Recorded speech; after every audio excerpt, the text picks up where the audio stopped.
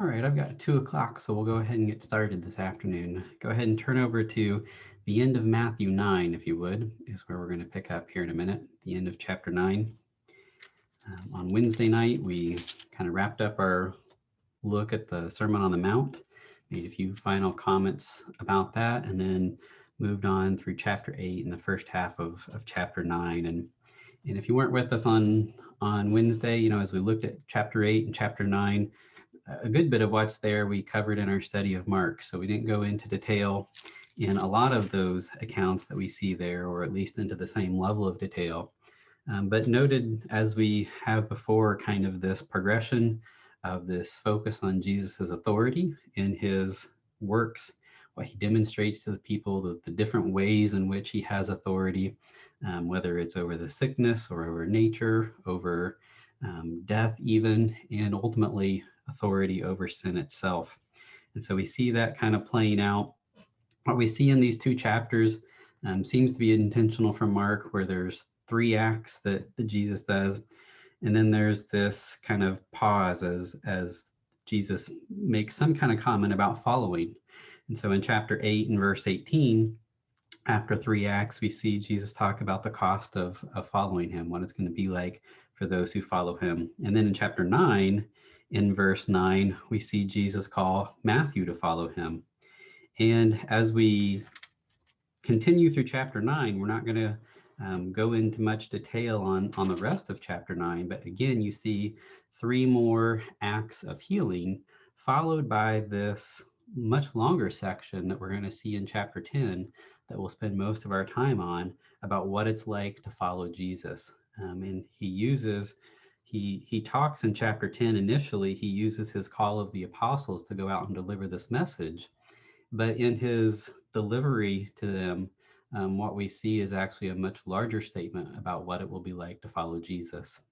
And so, as we noted, even in a couple of comments on Wednesday night, what we see in chapter 10, we see pieces of this in other places in other gospels. And so we recognize that these things aren't distinct. These words of Jesus aren't distinct to just this moment where he's sending out the 12, that it's actually part of a larger message and a larger theme that he starts to get across to those who would be following after them.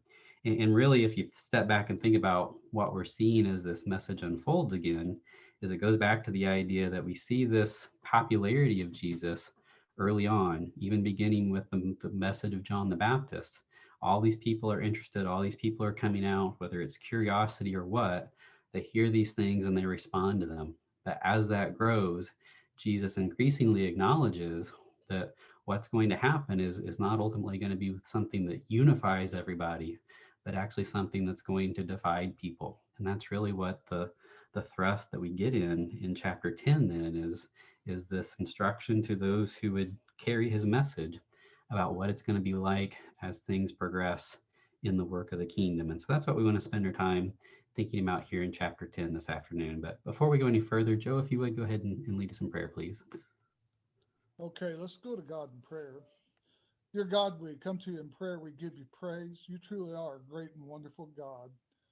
We thank you so much for all that you do for us. We thank you for Jesus, that you had this plan before creation, that you would send your son here on this earth and live that life that you saw and purposed to be recorded, that we can look back at his life. Be with Andrew as he brings us the lesson.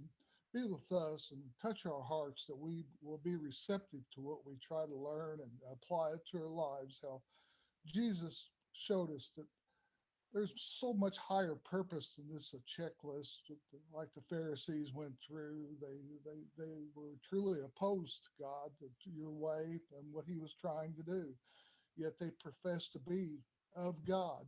Please keep us far from that ourselves, that we will have the right kind of heart, that we will strive for the higher calling that you want us to have, and that your son, when he came on this earth, he lived that way, he proved that way, and everything he did fulfilled your will. We pray in Jesus. Amen. All right, thanks, Joe. So as we look at the end of chapter 9, I want us to pick up in verse 35. Um, this statement here in the end of verse 35, or in verse 35, kind of serves as a little bit of a bracket. If you remember back in chapter 4, at the end of chapter 4, after we see the material that Matthew gives us about Jesus's early life, and then his baptism and temptation in the wilderness by Satan, we got this message that from there Jesus begins to go out and proclaim the good news of the kingdom. And in fact, we see a very similar statement here in verse 35. And so noting where Mark kind of uses this repetition helps us understand his structure a little bit.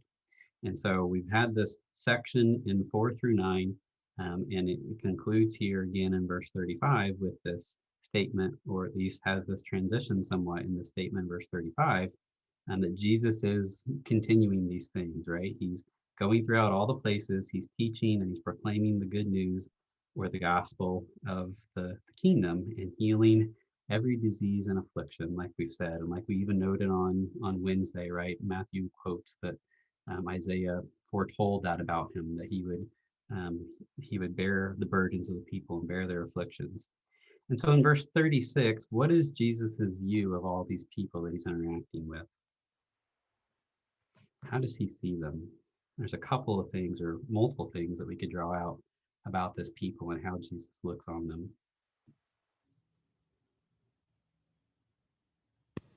Hey, Andrew, Yeah, Rita? would it be that they are like sheep without a shepherd? Yeah, exactly. Right. That's what he says in verse 36. I mean, he's got compassion on them.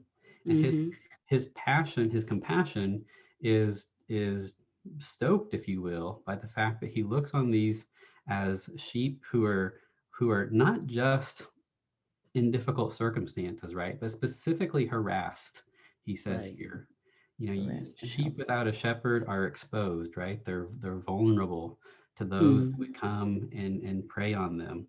And so he makes that statement here that he looks on these and they're like sheep without a shepherd. And again, if you remember back to some of the things we said at the beginning of this study and kind of the focus on Matthew and the prophecies coming from Ezekiel and others about what would happen and what's going on in this place, we see that connection here in this statement that Jesus looks, he sees this flock of sheep, he sees them as a sheep without a shepherd, and they're harassed and helpless, and so he has this compassion for them. But he also sees what as he looks out in verse 37? That the harvest is plentiful, but the workers are few. Or Yeah. So in both the compassion that he has for their current state, he also sees opportunity. yeah, Right? okay. He looks out, he sees their affliction, he sees their hardship, but he sees that this is a harvest that's ready, and it's a harvest that's plentiful. And what does Jesus, of course, recognize is needed at this point in time? Workers. Workers, exactly. Those who would go out, and this is, appreciate the significance of this moment, right? Up to this point, at least in the narrative, it's largely a picture of Jesus singularly saying, "Come follow me," right? But now he's putting on this ask for people to carry on this work. And certainly in the Sermon on the Mount, right, he calls people to be salt and to be light. And so don't want to say that to miss that or ignore that. But now he's calling for people to actually go forth and do this particular work where they're trying to bring the harvest in. And so he calls for them to pray earnestly to the Lord and that he would send out his labor. So it adds a new dimension, adds a new element to Jesus's focus and what he's trying to do and what he's focused on at this point in time. And so it's that thought then that is the beginning thought for what we see here in chapter 10. I'd like to read chapter 10, but let me just pause there. Any other observations before we go any further with that? Kind of reminds me of like the woman at the well after speaking to her, and his disciples come back from town there, and he says the fields are white with harvest, and he says somewhat the similar same thing. They need workers. So yeah, exactly. Yeah, this perspective that Jesus has, we see it multiple times in his life, and certainly we see those who would come after him, in the Acts and the letters, carry that same kind of perspective as they look out, as we think about our perspective on the situations that we encounter. All right, so I want to read chapter 10 together and just look at all the things that Jesus ties together in this statement. As I said before, the immediate context is this sending out of the 12, but the statements that we see here as this progresses seem to take on an even broader application. There's going to be some things that are said in here that are very specific to the work that these 12 are going to do. But as he goes forward, right, there's a larger message for us to appreciate. And so I want to spend some time thinking through that. But let's read this chapter together now, beginning in verse 1 of chapter 10. And he called to him his 12 disciples and gave them authority over unclean spirits to cast them out and to heal every disease and every affliction. The names of the 12 apostles are these: first Simon, who is called Peter, and Andrew his brother, James the son of Zebedee, and John his brother, Philip and Bartholomew, Thomas and Matthew the tax collector, James the son of Alphaeus and Thaddeus, Simon the zealot, and Judas Iscariot, who betrayed him. These 12 Jesus sent out, instructing them, "Go nowhere among the Gentiles, and enter no town of the Samaritans, but go rather to the lost sheep of the house of Israel. And proclaim as you go, saying, the kingdom of heaven is at hand. Heal the sick, raise the dead, cleanse lepers, cast out demons. You receive without paying, give without pay. Acquire no gold or silver or copper for your belts, no bag for your journey, or 2 tunics or sandals for a staff, for the laborer deserves his food. And whatever town or village you enter, find out who is worthy in it, and stay there until you depart. As you enter the house, greet it. And if the house is worthy, let your peace come upon it. But if it is not worthy, let your peace return to you. And if anyone will not receive you or listen to your words, shake off the dust from your feet when you leave that house or town. Truly I say to you, it will be more bearable on the day of judgment for the land of Sodom and Gomorrah than for that town. Behold, I am sending you out as sheep in the midst of wolves. So be wise as serpents and innocent as doves. Beware of men, for they will deliver you over to courts and flog you in their synagogues. And you will be dragged before governors and kings for my sake, to bear witness before them and the Gentiles. When they deliver you over, do not be anxious how you are to speak or what you are to say. For what you are to say will be given to you in that hour. For it is not you who speak, but the Spirit of your Father speaking through you. Brother will deliver brother over to death, and the father to his child. And children will rise against parents and have them put to death. And you will be hated by all for my name's sake. But the one who endures to the end will be saved. When they persecute you in one town, flee to the next. For truly I say to you, you will not have gone through all the towns of Israel before the Son of Man comes. A disciple is not above his teacher, nor a servant above his master. It is enough for the disciple to be like his teacher, and the servant like his master. If they have called the master of the house Beelzebul, how much more will they malign those of his household? So have no fear of them, for nothing is covered that will not be revealed, or hidden that will not be known. What I tell you in the dark, say in the light, or what you hear whispered, proclaim on the housetops. And do not fear those who kill the body, but cannot kill the soul. Rather fear him who can destroy both soul and body in hell. Are not 2 sparrows sold for a penny? And not one of them will fall to the ground apart from your Father. But even the hairs of your head are all numbered. Fear not, therefore, you are of more value than many sparrows. So everyone who acknowledges me before men, I also will acknowledge before my Father who is in heaven. But whoever denies me before men, I also will deny before my Father who is in heaven. Do not think that I have come to bring peace to the earth. I have not come to bring peace, but a sword. For I have come to set a man against his father, and a daughter against her mother, and a daughter-in-law against her mother-in-law. And a person's enemies will be those of his own household. Whoever loves father or mother more than me is not worthy of me, and whoever loves son or daughter more than me is not worthy of me. And whoever does not take his cross and follow me is not worthy of me. Whoever finds his life will lose it, and whoever loses his life for my sake will find it. Whoever receives you receives me, and whoever receives me receives him who sent me. The one who receives a prophet because he is a prophet will receive a prophet's reward, and the one who receives a righteous person because he is a righteous person will receive a righteous person's reward. And whoever gives one of these little ones even a cup of cold water because he is a disciple, truly I say to you, he will by no means lose his reward. When Jesus had finished instructing his 12 disciples, he went on from there to teach and preach in their cities. So as we look at this statement, going back to the beginning here, after he calls the 12 and they're identified here in the first 4 verses, he begins in verse 5. And as you think about these instructions in these kind of initial set, what from these instructions that he says to them kind of echoes back from what we read in the Sermon on the Mount and some of the other things that we've seen so far?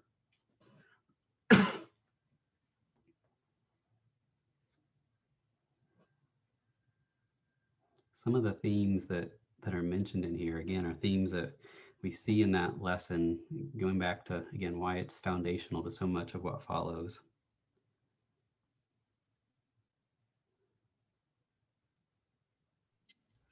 Part of it, at least carrying on with the theme of the sheep, you have in verse 16, behold, I send you out as sheep in the midst of wolves.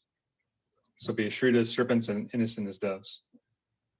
Okay, so that idea of discernment that we talked about, particularly at the end in chapter 7 of the Sermon on the Mount, being able to discern between false prophets and people who are genuine in their interest and those who aren't. You see that. Blessed are the peacemakers. Rita? Where he's. No, that's Oh, me. I'm Andrew. sorry.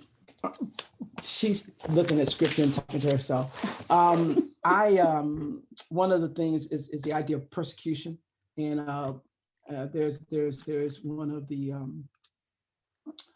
blessings that have to do with persecution. I didn't actually turn back and look at, but I believe it's blessed are they who persecute you and falsely maybe do something against you. 11. 5:11 says. Yeah, exactly. Yeah, the last 2 of the Beatitudes, right? Talk about that idea Yes. of persecution and persecuted for righteousness' sake. Exactly. Thank you. What else do you see, Natalie?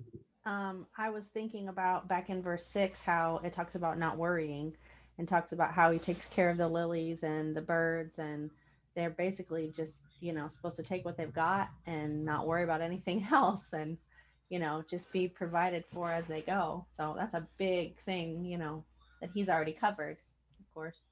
Yeah, exactly. Yeah, the instruction in chapter 6 to not get caught up about the material things of life, because this is not what life is about. And then you see in these instructions, don't even take a bag for your journey, or extra tunics, or gold or silver.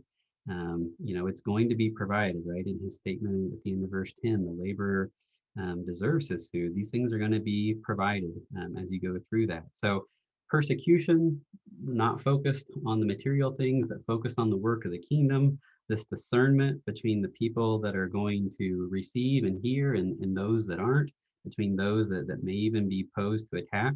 You see a lot of those same elements that Jesus instructed his followers listening to the Sermon on the Mount come back in to these instructions here as he's sending out to the 12. Reader Josh, do you have another comment? Yes, me this time, Andrew. The blessed one where it says, blessed are the peacemakers. It kind of goes with that verse 12 where he tells them to, if you enter a house, give it your peace, but if not, take it back, which I think is interesting. But that whole concept of, being a peacemaker and passing on your peace to those you come in contact with if they are deserving of it, he says. Yeah, exactly. Yeah, another good observation there. And so you see several of these things, like we said, come back up.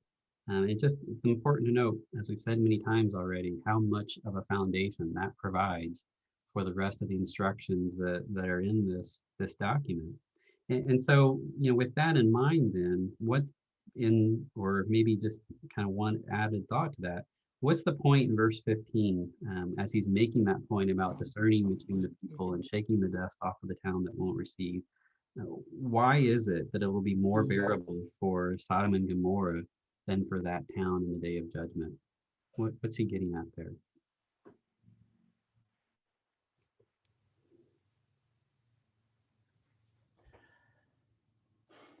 That's always been pretty tough. But think part of it is that the people are rejecting them after having seen the demonstration of signs and miracles that Jesus is empowering the disciples to do. And so they're having the word, the message of the kingdom given. It's being supported by miraculous signs of the Spirit, and I don't think we have record of that occurring in Sodom and Gomorrah. You know, they were still held accountable for their rejection of God and moral living, but the people that are the disciples are going to are going to see the full manifestations of the Spirit, and to reject that requires a pretty hard heart. Yeah, exactly. And again, it's not to say that one is less wrong, right? His point in that statement is not to make that distinction, but to understand that these people are getting an opportunity, a special opportunity in hearing this message, and he recognizes that there are going to be some who, you know, to use John's word, are so hard-hearted that when, even though they're presented with these things, that they're so hard to hear, hard to understand, hard against the message of God, that for them that rejection is going to stand out. John Wilcox, I think I cut you off there. No, you didn't cut me off, but I was just thinking there in verse 14 where it says, shake off the dust of your feet. That's kind of the similar thing. It's kind of a similar act like Pilate did of washing his hands in the manner. They're relieving themselves of the responsibility of you know, having to share this anymore with them. You know, we've tried to present to you, you won't listen, you won't take heed, so they dust their feet off. And so it's a symbolic act. I mean, even Paul in Acts 18 did something similar when he shook his garment loose. Yep. To speak to them, and they wouldn't regard his words. So, Right, yeah. Rita? Andrew, One You're good. my husband is helping me, I think. second. Okay, go ahead. Go ahead. I'm sorry. He No, you're was fine. helping me, but not really. Okay. Number 16. I find that verse kind of interesting. So is it anybody who can help break that down in layman's terms so that I can kind of grasp it, where it says, I'm sending you out like sheep among wolves. Therefore be as shrewd as snakes and as innocent as doves. I mean, I could look at that many ways, but I'm not quite sure how to. Yeah. I mean, I think we see, like I said, in even some of the other statements that have been already made, that there's going to be people out there who are appearing like they're in support of Jesus, right? You think back to even the statements about how there are going to be some who are doing all these acts in my name, and yet, and he's saying this in chapter 7, yet when the time of judgment comes, Jesus is going to say, I didn't know you, right? So we recognize that there's going to be a lot of people out there, both in this context immediately and of course even today, who are out there trying to have the appearance of being with Jesus, yet their intention or their heart is not fully behind what God is calling them to. And so I think it goes back to the idea of being discerning, right? You've got to not be hardened against these things such that you're always expecting that someone's coming at you in some kind of negative way or with some kind of devious intention, but you have to be wise enough to understand that that's possible, right? We can make two mistakes. We can make the mistake of just assuming that everybody is well-intentioned and expose ourselves in ways that may not be a problem, may not be wrong, but expose ourselves to lots of problems if we always assume that everybody and every intention and everything that they do is well-intended. But we can also make the mistake assuming that no one's really genuine, no one's really here, no one's actually listening, no one's going to respond. And so this is one of those places, I think there's many in scripture, where there's kind of this challenge that's called out to us, right? Where you hear two things and it almost sounds like that they in some ways might actually oppose, but the challenge of scripture is to figure out when to apply both, right? When to apply this innocence as a dove and when to use this wisdom of the snake or this cunningness of the serpent to make a distinction in the people that we're interacting with. Thank you. John, yeah.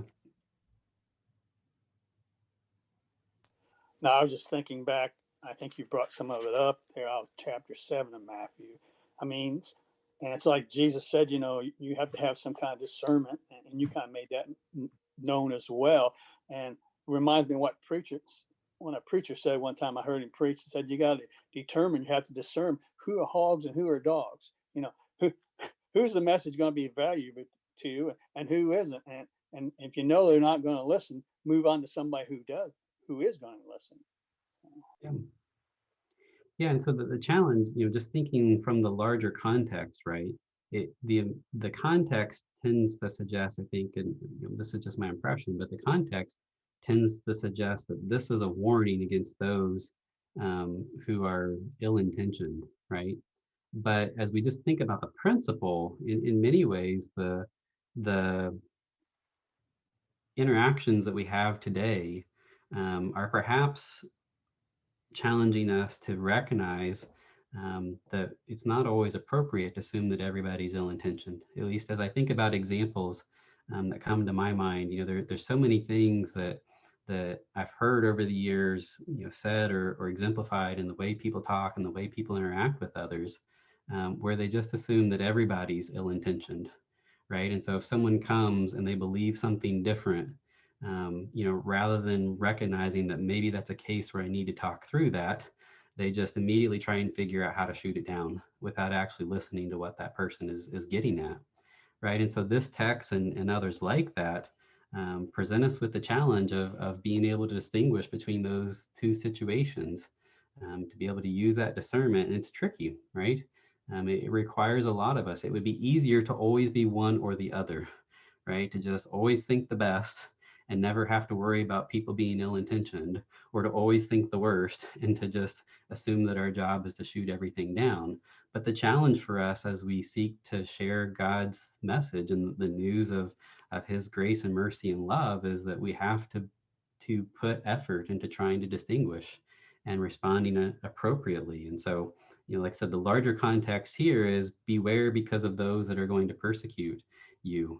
But yet the larger purpose of the message includes both of those challenges to us, I think. Any other observations or comments through those few verses? So as he goes on, he gets in then to the persecution that is going to happen, how they'll be brought before, even as they're taken to governors and kings, which we talked a little bit in Mark about how that might challenge, what's in store for them to think about being put in those kind of places. You're going to be brought even before Gentiles, he says in verse 18, and he gives this assurance to them that we talked about in Mark about it's not you who are to speak. Don't be concerned to this. It's the Spirit of your Father speaking. And so don't be anxious about what you're about to say. So not even just the fact of don't focus on the physical punishment that they're going to endure, but going even to the mission that they have to carry these words, and says, don't be anxious about the words that you're going to say, because it's the Spirit of your Father speaking through you. And then in verse 21, right, he starts to get into what kind of conflict is going to come up, where even brother is going to go against brother and father against child and child against parent. And you're going to be hated by all for my name's sake. And so we get this sense, right? And it's kind of a jarring sense.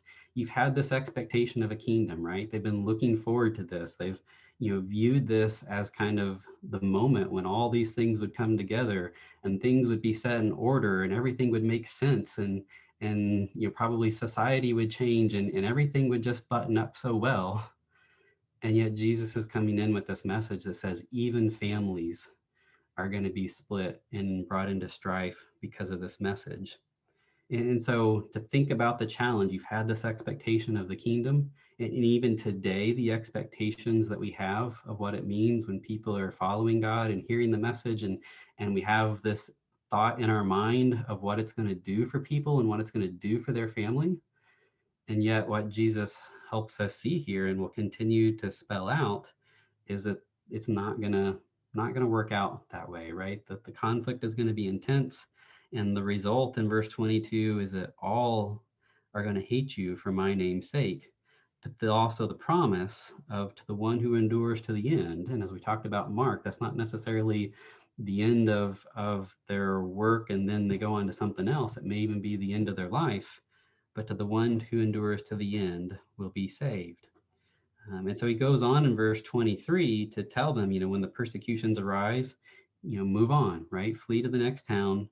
It's not something that they have to feel guilty about, to worry about, I'm not doing things right because the people aren't responding. Sometimes we carry that guilt with us when we're trying to share a message to someone, trying to share the gospel with them, and they're not responding. We can feel like we're failing, right? Or that it's on us and that we need to figure out how to do things differently or do it right. But he tells them, no, go on, flee and continue on to the next town, and makes the statement about the Son of Man coming, and which again, I think actually alludes to the judgment against this nation when he makes that statement there.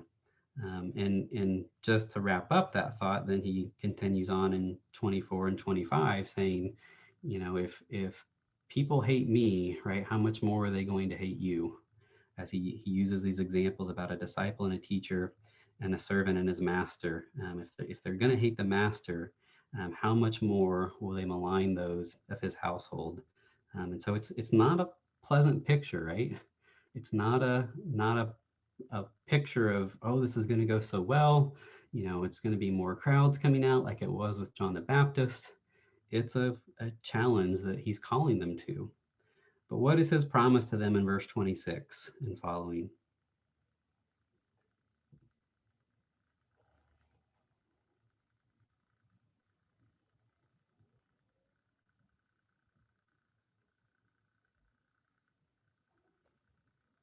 As he looks, look there in verses 26 through 33. What's his response for all the challenge and the conflict that are to come? Okay, go ahead. I think, Andrew, he's saying don't be afraid because there isn't anything that's going to happen that you don't know or that something will be provided an answer for. Okay. My interpretation. Yeah. So there's the idea of there's going to be an answer for all things, and there's not going to be anything hidden, right? Right. Everything's going to become known. Nothing that is covered will not be revealed. Nothing that is hidden that will not be known. And so, don't hide these things. Get them out there. Get the messages out to all who would hear. And as he goes on from there, what really does he draw their attention to? He's kind of already said it, but he's coming back to it. They think about the challenge and the conflict that's ahead of them. What is it that they should be focused on? Or what end should they be focused on?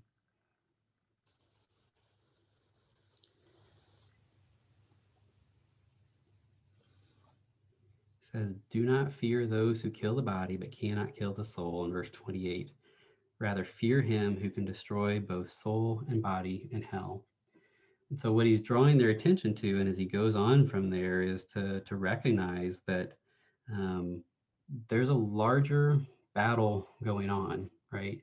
And a larger concern than just the things of this earth, just the things of this world, just the things of our physical life, right? As that point's already been made, even back in chapter 6, as we talked about. But don't fear those who can only impact your body. Don't fear those who can only impact your circumstances on this earth, but fear him who can destroy both soul and body in hell. And there's a message, of concern there, but it's not just about concern, because he draws out that picture in verse 28 of Jesus, or as God as the one who can destroy both the body and the soul. But then immediately after that, in verses 29 and 30, what picture in 31 does he draw out about God? Well, I think he's drawn out that God knows what's going on. I mean, a sparrow can't fall to the ground, or I can't lose a hair off my head that he doesn't know about that. So if I'm trying to do God's will, he will take care of me. The ultimate gain. And I see this battle, you see it everywhere. We see it in our world today, is this battle between light and darkness. And that's what's going on, like you related to, that this is a battle that we really don't get a glimpse of. We got a kind of glimpse in Job little bit things going on in the background, of the battle or the thing that Satan's trying to do. But we really don't get to see too much of that. We see the physical world and what's going on here, and he's telling us, don't worry so much about this physical world. You try to spread the word and live the way you're supposed to, and God's going to take care of you. That's my interpretation. Yeah. So God knows what's going on. He knows what's going on in your life. He knows what your afflictions are. John? Well, what you said with verse 31, it's indicating that God's saying, you're more valuable to me than sparrows or these other things. Yeah. At least that's what he's telling his disciples here. That's who he's addressing through this chapter. So Yeah. There's a picture of benevolence in this, right? Even as he calls them to fear God because of what he's able to do to both the body and the soul, he immediately completes that picture with a picture of benevolence. And so it's good that we see what God can do. It's good that we see his power. It's good that we understand him as judge, right? But the complete picture of that is that he's ready to judge in a way that is benevolent to those who are allied to him, who make their allegiance with him. And so, he knows not only what's going on with every sparrow, but the implication, again, tying back to things that Jesus has established in the Sermon on the Mount, is how God cares for them and provides for them. So he knows and he's providing for them. And none of these things can happen without him knowing what's going on and about the value that we have to him. And so his call is, don't fear, because you have this value. Acknowledge me. Everyone who acknowledges me before men, I'm going to acknowledge my Father in heaven. Fear him who can destroy your body and soul, but recognize that it's that one that will be benevolent to you if you acknowledge me. If you acknowledge me, if you keep your allegiance to me, I'll acknowledge you before him. So fear him, but fear him recognizing that what's in the balance is not just destruction, but also his benevolent care and grace for you. Rita? And I kind of, Drew, it reminds me back in verse 22 where Jesus is saying, all men will hate you because of me, but he who stands firm to the end will be saved. It kind of speaks to that as well, because as long as you're faithful, and it's hard, I would admit, you have to reconcile that going in, that there's going to be some challenges. It's not like you're going to walk and everything, as you said before, will just be smooth and easy. And so I think you have to know that there are going to be challenges, but what is it worth it? What is it worth it to you to stand? And standing probably for me is the end result, hopefully. Yeah, this, I hesitate a little bit on this thought because I don't want it to be confusing, but sometimes we say, when we're facing a challenge or we're facing a difficult circumstances, we say, perhaps somewhat flippantly, what's the worst that could happen? Right?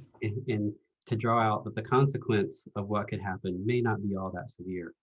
And in a passage like this, and an example like this, the worst that could happen is that we lose our physical life, right? Right. But yet that sentiment is actually still there, in the sense of, what is the impact of that related to this larger picture of our relationship with God? And so if the worst that can happen is that someone takes away our physical life from us, but we keep our acknowledgement of God, keep our acknowledgement of Jesus so that he acknowledges us before God, then the loss of our physical life is only the worst that could happen, and not the worst, which is to lose both our body and our soul. And so that perspective, right? And it's difficult sometimes, if we're being honest, to talk through these things, because on the one hand, even as we talked a little bit about this morning in our lesson, we know that God hears and listens when we have troubles and when we have afflictions. And we know, even from passages that we've looked at today in this text and before, that God is listening and ready to respond to the concerns that we have in this physical world. And so it's not wrong for us to have those concerns and to take those concerns to him. But that has to be balanced or completed with a perspective that says, even if, right, even if Right. this happens, I'm still going to keep my allegiance to God. There's a song I just thought of. I should have actually probably had it ready, but it was written a few years ago that it says, I forget exactly what the title is, but the main line of the song just says, even if you don't, right? Even if you don't, and then professes the commitment to God that we'll maintain. Talk about the troubles and the challenges of this world, the persecutions that we come, and I'm going to call to you, God, to remove these things. But even if you don't, I'm going to stay with you because I know who you are. I know that you care for me. I know your desire for me and what you want to have happen here. John, Christian? Yeah, both in two places in this chapter. In verse 21, he starts bringing up the concept that the brother shall deliver a brother to death, father against child. And so this enemies in the household type concept. And then he brings that up again in verse 35. I've come to set a man at variance against his father and a daughter against his mother. It's interesting to me that this is language that's used in Micah, Micah chapter 7 and verse 6, where it talks about a son dishonoring his father, a daughter rising up against her mother, and so forth. And then, but Micah's conclusion in verse 7 is, therefore, I will look unto the Lord. I will wait for the God of my salvation. My God will hear me. And I think that's kind of what Jesus is saying as well. It may not be until the judgment that we fully recognize how much God is on our side. But yet, when things look like that there's complete upheaval and everything is unsettled, I think we need to take the mindset of Micah, and that I will look unto the Lord. I will wait for the God of my salvation. My God will hear me. And it may not be the judgment until we recognize that that's completely true. Yeah, exactly. And as we said, it's hard to find that balance between, you know, when do I ask and how do I take into account the fact that God may change these circumstances, but our hope always has to rest finally and first and completely on the fact that God will resolve it in the end, and both resolve it for us and judge those who are enemies of his. And so our responsibility is to commit ourselves in a way so that we'll endure to the end, as he says up earlier in this and in many other places. And let's read 34 through 39. Do not think that I have come to bring peace to the earth. I have not come to bring peace, but a sword. For I have come to set a man against his father, and a daughter against her mother, and a daughter-in-law against her mother-in-law. And a person's enemies will be those of his own household. Whoever loves father or mother more than me is not worthy of me, and whoever loves son or daughter more than me is not worthy of me. And whoever does not take his cross and follow me is not worthy of me. Whoever finds his life will lose it, and whoever loses his life for my sake will find it. You know, last night, totally coincidental, but I watched a movie that had been on my watch list for a while. We had some plans changed. Amanda and the kids were at their parents and decided to stay another day. So I was a bachelor for a night, which meant I could watch this really long 3-hour movie because I needed to start it at 6 so I didn't fall asleep since I'm getting old these days. By the time it was done, it was this long, slow movie. But the movie is actually a biography about an Austrian farmer who, when Germany annexed Austria in 1940, as their build up to World War II, this farmer in this small rural village saw the German army and the Nazi party for the evil that it was. And it's a true story. And as he saw this, he could not give himself in any way to support what was going on. And the interesting part of the story is that for about 3 years, it wasn't a problem, except that even the people in his small village were persecuting him and his wife and his 3 young children because they feared what might happen to their village if it got out that he was not supporting the Nazi people. And in the spring of 43, he gets drafted into the German army as they continue their battle against the Russians and in the East. And the first thing that a soldier had to do in that case was pledge allegiance to Hitler. And he refused to do that. And so, where it really gets captivating is what happens after he refuses to make that oath at the beginning of his inscription in the army. At the end, of course, he's executed. And so he dies because he recognizes this evil, and even with his own mother and people of his village telling him just to let it go, right? Just, in the same way that Job might just let this go. God won't care. It's not that big of a deal. Just do this thing, right? He recognizes what's going on, and even to the point of losing his life, he commits to this. And people are telling him all along the way, like, don't do this. Like, you're even the officials were telling him, you're not going to make a difference, right? You're not going to change anything. No one's even going to know that you're doing this. So just give it up. But he can't, and he won't do that, right? And the it's his faith that leads him to make that choice. And why it was coincidence is this passage is one of the key things that comes up in that narrative, as his wife is struggling with the implications of this, knowing his heart, knowing his commitment. She's struggling this, and so it stirred me really to think about that last night. I mean, it was a stirring movie in a lot of ways because it was visually poetic and all these other things. But just as I kept watching this, like, would I have that same commitment? Do I have that same commitment? That even when it seems like it won't make a difference, even when it seems like no one will know, even when the cost looks so high to me and those who are close and dear to me are questioning whether or not this is the right thing to do, will I have that same commitment? But that's exactly what God is calling here, what Jesus is calling out in this message, is to recognize that this is going to bring conflict. It's not that Jesus wants conflict, right? We have to remember that this statement is conditioned on what's happening before Jesus comes. And what's happening before Jesus comes is that everybody's lost, right? And so the conflict that he brings, the sword that he brings, is not one of being arbitrarily divisive. It's one of battling back to recapture those who have been lost and caught up in sin. And that's the sword that he brings. That's the conflict that he brings, is to pull those people out. But there are going to be so many who reject that message and try to keep people with them because they're focused on the things of this world and their pleasures and whatever else it may be. And so ultimately in verse 40, whoever receives you receives me, and whoever receives me receives him who sent me. The one who receives a prophet because he's a prophet will receive a prophet's reward. And the one who receives a righteous person because he is a righteous person will receive a righteous person's reward. And whoever gives one of these little ones even a cup of cold water because he is a disciple, truly I say to you, he will by no means lose his reward. So remember where our reward is. Remember where our reward lies, not in the treasures that we put in the things of this earth, but in the one who will be faithful no matter what in the circumstances of this earth to deliver us from it and keep us with him for eternity. Other observations or comments here through this chapter? The division there, of course, he told his disciples, he sent them out to go and preach about the kingdom of heaven.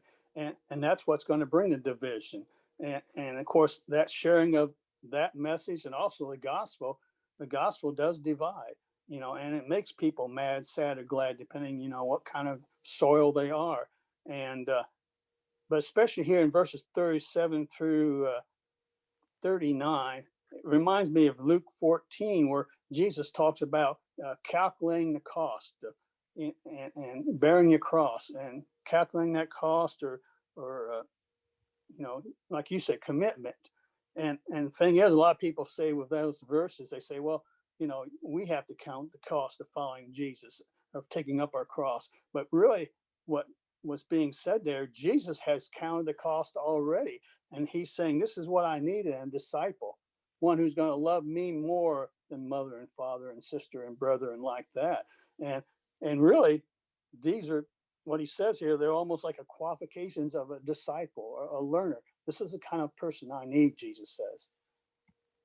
Yeah, it's the kind of commitment that we'll have to make. And so, as we said, this message certainly starts with the focus, and even throughout, right? The primary focus is still on what's going to happen to the 12 that he sends out. But we can recognize, I hope, or I think, as as he progresses, that his message has a more universal impact, right? A more universal importance to us. And, this is one of those things that is so foundational, yet at the same time, sometimes those foundational things are the things that we put off, right? And when we come to Christ, or when someone new comes to Christ, we focus sometimes on the more obvious things, quote unquote, the more easily dis- discernible things about how we live, and things that we put off, and things that we don't do, and some of those types of things. But this perspective, this hope that he's calling us to have, is the foundation, or is one of the key foundations, at least, let's put it that way, of our relationship with God. And until this kind of commitment is in place, and admittedly, right, it's one that we have to continually work to get towards, but until we can get closer to this, right, it's a struggle, because the things of this world are so dear to us, and the conflicts and the persecutions of this world seem so big. But what he's calling us to see is how much more there is, and how much more God has promised, for those who will receive this message, and commit themselves to the kingdom that he's sharing, and trying to draw people to. Any other observations or things you want to add? Andrew. Yeah, Josh. Yes. Excuse me. So I also, several years ago, probably more than a decade ago, someone a little bit with a better memory might say exactly when, the men used to meet. We used to meet at a restaurant right there at the corner of Sagamore and 26. Nirvana. And Brother Christian, yes, Brother Christian used to be a part of those meetings. And I remember one of the lessons that was given, and he really got me to thinking about how we as Christians have to learn to endure. We talk about staying faithful, and we talk about being committed and serving, but we have to learn to endure as well. And endure is in this chapter that we've just talked about a couple of times. And I would add that Second Timothy chapter 2, 2 Timothy chapter 2, where Paul is talking to Timothy and giving him some instruction. And verse 3, he's talked about committing the word to faithful men. But verse 3, thou therefore endure hardness or hardship as a good soldier of Jesus Christ. And he goes on and talk about entangling ourselves with the affairs of the world, but that we strive to serve the one of whom we've chosen to serve. And so endurance in Christianity, I think, is just as important as faithfulness. Maybe it's the same thing, but when I think of faithfulness, I think of the word and worship and the relationship. And I think of endurance, I think of what's going on and happening in my life in this world day by day. So just some thoughts. Yeah, the idea of being faithful is the idea of continuing on, right? And in many ways, Right. it's also the picture of endurance, one who continues on.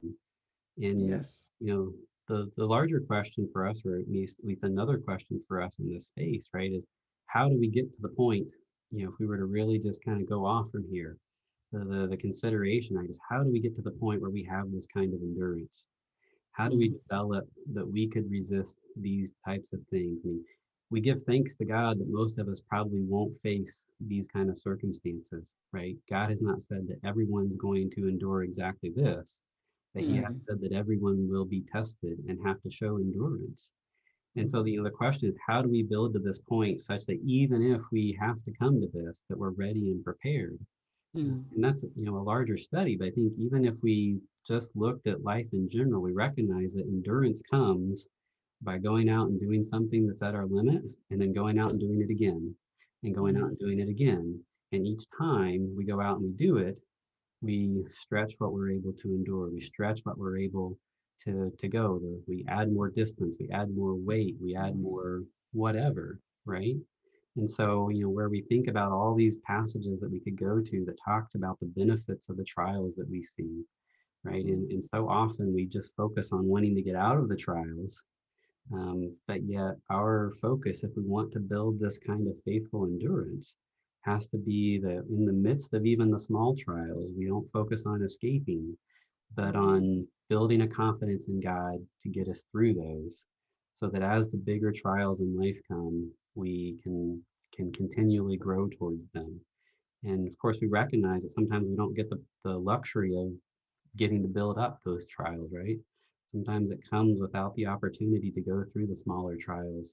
And then that's where part of the beauty of having brothers and sisters in Christ comes in, to help in those cases. But it's an incredibly important thing, right, that Jesus is drawing out here. And as you think about just even how Mark has put these two things together in a sense, where this sermon, this message of this perspective of kingdom righteousness, but then very closely followed up with this message of it's going to be hard and you're going to have to commit to endure through this.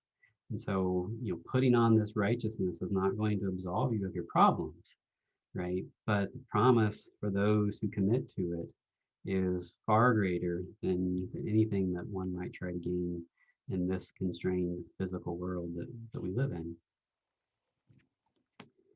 Anything else that want to add for our class this afternoon? All right, so on Wednesday night, Lord willing, I actually want to pick up in chapter 13.